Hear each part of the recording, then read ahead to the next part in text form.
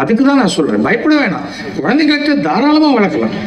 எத்தனை வருஷ போராட்டம் நம்முடைய முதல்வர். மத்திய அரசு பத்தி எல்லாம் அவங்களுக்கு முடிஞ்சு போச்சு. இதோட 27க்கு அப்புறம் கிடையாது. என்னடா நான் வெளியில வந்துட்டதாக சொல்றேன். நான் முதல்ல மோடி கிட்ட சொன்னேன், நீங்க 3 முறை இந்தியாவின் பிரதமராக இருப்பீர்கள், 2027 வரைக்கும் இருப்பீர்கள். நான் சொன்னேன் அவர்கிட்ட. அவ்வளவுதான். அதுக்கு மேல நான் இது நான் ஜோசியக்காரனா, ஜோசியம் தெரிஞ்சவனா விட்டுடுங்க.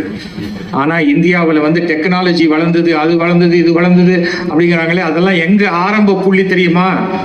ராஜீவ் காந்தி என்ற பிரதம மந்திரி அப்போதான் ஆரம்பிச்சது. அது ஆரம்பிச்சது. அதுக்கு பிறகு வளர்ந்து வளர்ந்து வளர்ந்து வந்திருக்கு. யாருமே சொந்த காசை போட்டா செய்யறாங்க. நீ செய்ய யாரும் சொந்த காசு போடல. தமிழ்நாட்டில் கடன் இருக்கு. தமிழ்நாட்டில் 5 லட்சம் கோடி ரூபாய் கடன் இருந்ததுன்னா அங்க 50,000 கோடி ரூபாய் கடனுக்கு மேல 5 லட்சம் கோடிக்கு 50 லட்சம் கோடி ரூபாய்க்கு மேல கடன் வாங்கி வச்சிருக்காங்க. யாரு? மத்திய அரசு கடன் வாங்குதுன்னா எதுக்கு வாங்குறாங்க? நம்ம பெரிய சொல்லி தானே வாங்குறாங்க. அப்போ அந்த கடன் நமக்கும் சேர்த்து தானே வருது. தமிழக அரசு தயவு செஞ்சு நீங்க நல்லபடியா மனசு நல்லா இருக்கணும்னாலே அண்ணாமலை பேசுறத பார்க்காம இருந்தாலே போதும். நமக்கு மனசு நல்லா இருக்கும். இல்லையா ஜாலியா இருக்கணும், காமெடியா இருக்கணும், யோகி பாபு மாதிரி சிரிக்கணும்னா நீங்க அண்ணாமலை பேச்சை பார்த்துக்கிட்டு இருந்தா நல்ல சந்தோஷமா இருக்கலாம். அதுக்காக நான் சொல்றது, ஒரு இதுல நான் கேட்டேன், ஒரு டிராமால டயலாக் வரும், போலீஸுக்கும் திருடனுக்கும் என்ன வித்தியாசம்? யூனிஃபார்ம் தான் அப்படிம்பாங்க ஒருத்தர். அதே சமயத்துல நீங்க பாத்தீங்கன்னாக்க திருப்பி பார்த்தா அதே இதுல போலீஸ்லேருந்து ரிட்டையர்ட் ஆகி கட்சிக்கு வரவங்க பார்த்தா ஏதோ நல்ல விஷயம் சொல்ல போறாங்க பார்த்தா கை நிறைய சாணியை வச்சுக்கிட்டு இருக்கிற போஸ்டர்லாம் அடிக்கிற ஒரு மனோபாவம் இருந்தா கட்சி வளர வாய்ப்பே கிடையாதுங்க. எந்த வாய்ப்பும் கிடையாது. எனக்கு விஜயகாந்த் நல்ல நண்பர், மிகச்சிறந்த நல்ல நண்பர். ஆனால் விஜயகாந்த் இன்னும் இல்லைன்னா அந்த இடத்துல இல்லை, அவ்வளவுதான். அதற்கு பிறகு யார் வந்தாலும் அவங்க இன்னொரு விஜயகாந்தாக ஆக முடியாது.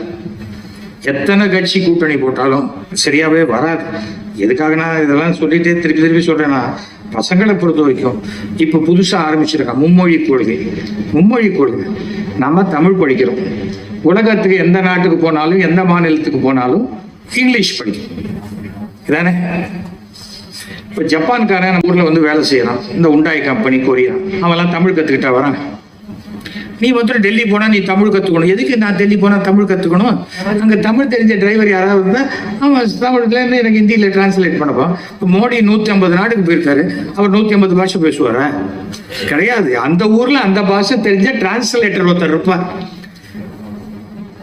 இப்ப பாராளுமன்றம் போறோம், நீ எந்த பாஷையில வேணா பேசலாம், எனக்கு விருப்பமான பாஷையில அது காதுல கேட்கும். நம்ம காதல் வச்சிருக்கோமே, அந்த எல்லாரும் ஸ்பீக்கர் மாட்டிருப்பாங்க. ஹிந்திக்காரங்களுக்கு ஹிந்தி புரியும், எனக்கு ஹிந்தி தெரியாதுன்னா நான் அதை வச்சுக்கிட்டு எனக்கு இது தமிழ்ல வேணும்னா அது தமிழ்ல கேட்கும் இல்லையா? இங்கிலீஷ்ல வேணும்னா அது இங்கிலீஷ்ல கேட்கும். அதே போல நான் பேசுறதும், நான் தமிழ்ல பேசினா ஹிந்திக்காரங்களுக்கு அது ஹிந்தியில கேட்கும், அவங்க வேற பாஷை வேணா வேற பாஷையில கேட்கும். இப்ப மும்மொழி கொள்கை, நாங்க இந்திய திணிக்கல அப்படின்னு அமித்ஷா வந்து சொல்லிட்டு போறார். அது எப்படி சொல்றார்? அதை இந்தியில சொல்லிட்டு போறார். அதையாவது வந்து தமிழ்ல சொல்லலாம்ல. எனக்கு ஒரு வார்த்தை கூட ஹிந்தி தெரியாது. அச்சா, பகுத் அச்சா, பீச்சா, நீச்சா, அவ்வளவுதான். அதுக்கு மேல ஒண்ணும் தெரியாது.